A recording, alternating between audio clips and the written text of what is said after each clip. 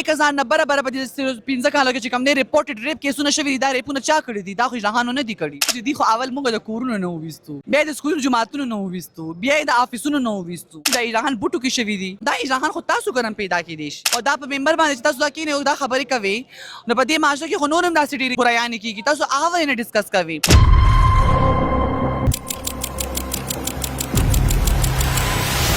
موږ نن های کورټ ته راغلي یو د خپل حق غوښتو دپاره ما له کارت ګورنمنټ راکړی دی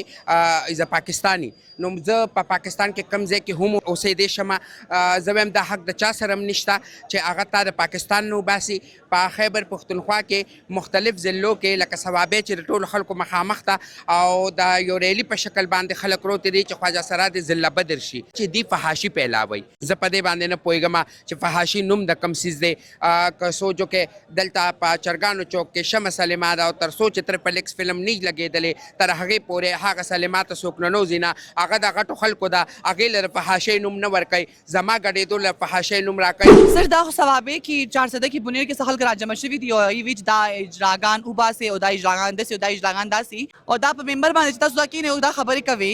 نو په دې معاشره کې خو نور هم داسې ډېرې برایانې کېږي تاسو هغه نه ډسکس کوئ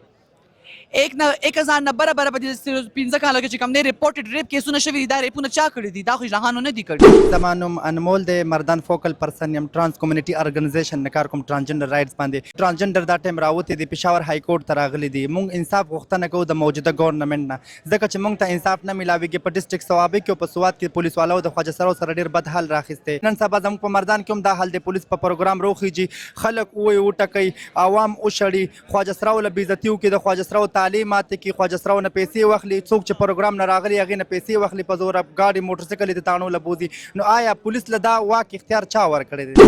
چې مونږ کم خپل آیین وګورو آیین پاکستان 1973 چې وګورو هغې کې هر انسان د ژوند تیرولو حق حاصل دی او د ژوند د تیرولو سره